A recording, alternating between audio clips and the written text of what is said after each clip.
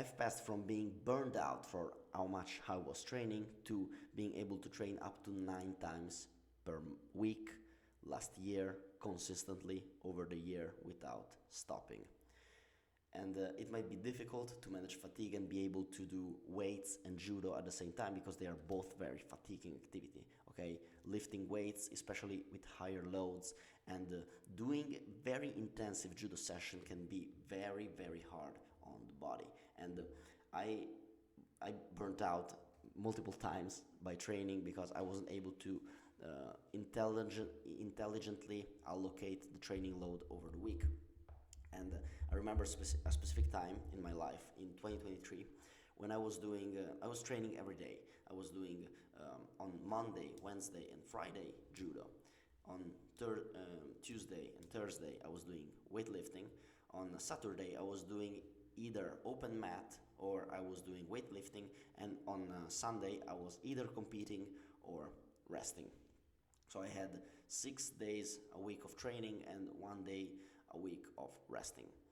And I remember I burned myself out very hard. I can remember this one time in the gym, I was entering to do some weightlifting stuff. I started to warm up myself with overhead presses. I remember that I wanted to lift the bar up and the bar wasn't moving. Okay, it was very strange for me because I wanted to lift the bar up. I wanted to send the message to my body to actually lift the fucking thing up, but the bar wasn't moving. My brain was refusing to do the movement that I want to give it to it. Okay, my brain was refusing to move my body. In that moment, I understood that maybe I wasn't training right enough, because the way to understand if your training is working is, are you getting better? If you're not getting better, your training is not working. Your training is making you worse from week to week. You're allocating your training load wrong. Okay? Then I've discovered the high-low method, which is a method to allocate your training load over the week so that you're not going to burn yourself out.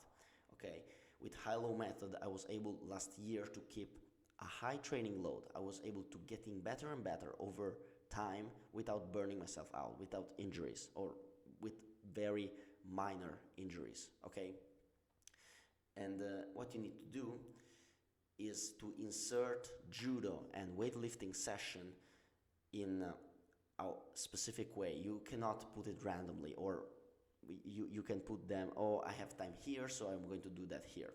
It doesn't really work like that. I understand that you might have work, you might have university, you need to study all of that shit. But if you're serious about your athletic development, if you're serious about your judo and weightlifting training, you need to basically build your life around this stuff. You need to understand what are your priorities and build your life around this stuff. Okay? And I understand you guys, I work around 40 hours a week as a physical therapist right now. There was a time this year when I wasn't able to really train that much because I was working 10 to 11 hours a week. So I perfectly understand what are your struggles in order to put all of this stuff in order, but you can do that. You can, with some proper time management, you can do all of that stuff. And the first thing that you need to do in order to organize your weightlifting and judo training is to decide what is your priority. If you're judo or lifting. For me, judo is the priority, and if you're watching this channel, I believe that grappling, judo, or whatever you're practicing is also your priority as well. So I put lifting session in function of my judo session. The mistake that I made was to alternate between weight training and judo. Okay, so I was doing judo one day, weightlifting the other day, judo the other day, etc., because I thought, oh well, I have 1 day between one another, which means I can recover from this training properly. Not really. Because every day you're giving a stress to your body. You're not allowing your body to recover. You won't perform good the next session of weightlifting or either judo if you don't recover properly from the last stimulus that you give to yourself. So you need to use a high-low system. What does high-low system means? Which means that you split your days into a high-stress day and following by a low-stress day. This allows you to push hard on high days, becoming better, and resting on low days. Because on low days it's not that you are not training. You are still training, but in a way that still allows you to recover for the next hard session. How do you do that exactly? First of all, make a scheme of how much grappling days you train per week. So let's say it's Monday, Wednesday, and Friday, okay? You are training let's say also Saturday. You do 4 times a week of training. Highlight which are the light days and which are the hard days. How can you understand if a day is hard or light? Well, if you're doing a lot of uchikomis, a lot of technique, a lot of easy stuff, this is a light day, okay? If you're doing basic uchikomi, light randori, this is light stuff. If you're doing open mat, sparring, or heavy nagekomis, you're doing heavy anaerobical work when you end up laid down on the mat and nearly puking out, these are high stress days. So understand that usually we have high days on Saturday because we have open mat, and the other days are pretty low in intensity. Usually Mondays and Fridays are a little bit higher in intensities. Usually Monday and Wednesday are a little bit higher in intensities. Friday is a little bit more lower. So once you have high intensity days on your scheme, you can either put in your lifting session in the same day of your hard training session. So I know it sounds counterintuitive. I'm already training hard in that days. Do I also need to add another hard training session in the same day? Yes, I know it sounds counterintuitive, but you don't have to think about your muscles. You don't have to think about how much tired you are. You have to think about the kind of stress that you're giving to your body.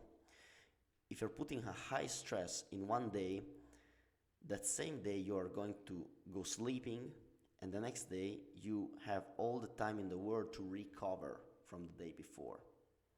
So let's say that on Monday I do a hard lifting session, so I will do, let's say, power cleans, back squats, heavy RDLs, something that is really taxing on my body. And that same day I'm going to do a hard judo session. I would be wrecked that day, likely. I will be very wrecked, but the next day I will have a low session. I will go like for an easy run. I'm going to do just some light technical drills. I will be able to recover, and the next day, the 48 hours from the first training day, I will be able to push again. I will be able to do that all over again. Okay, so you need to be able to put your training week in a like high, low, okay? This is why it's called high-low system, because it allows you to push hard on high days and recover on low days. Okay, I hope that I was able to explain myself pretty good, but how can you understand if a session is hard or light? It's not that there is training stuff that are hard or training stuff that is light. It's like a spectrum of stress on your central nervous system. As I said, heavy sparring, by heavy lifting I mean 80% or more than your 1 rep max. Power training, so Olympic lifting, jumping, plyometrics, these are all high CNS fatiguing exercises. While if you're doing lighter activities, by lighter activities I mean aerobic conditioning, you're going for an easy run, you're doing uchikomis, you're drilling techniques, you're seeing stuff that you have saw in the lessons before, once again, you're repeating them. These are low impact techniques. So to give you an example, let's say that on Monday you do lower body plus power. Okay, you're training power plus your lower body, and in the same day you are going to train hard sparring. The next day will be a low day, so you're going to do something very light, like uchikomi, very light uchikomi, light technical drilling. On Wednesday, you're going to push hard again, so you're going to do some, let's say, nagekomis. Of course, if you're into a dojo, you're not deciding what training you're going to do. You gotta adjust yourself for to what is going on in the training, how the training is organized for you. You need to put your strength and conditioning session either in the same day as your hard days, or you need to change the load of your strength and conditioning. If you can't put the session in the same day, you need to put your intensity in your strength and conditioning lower. You need to place it lower. You will still gain the stimulus and you're not burning yourself out. I know that all of this stuff might sound confusing in the beginning. I know it might be difficult to understand. This concept might be even more difficult to apply that to your specific situation while you're studying. You may have a full-time job that doesn't allow you to have much flexibility in your schedule, but you still want to improve, you still want to get better at it, and you're tired of not progressing or burning yourself out from all of that situation. I get you, I was there, and I would like you to help. And I know it might be difficult or even abstract to explain that in a video.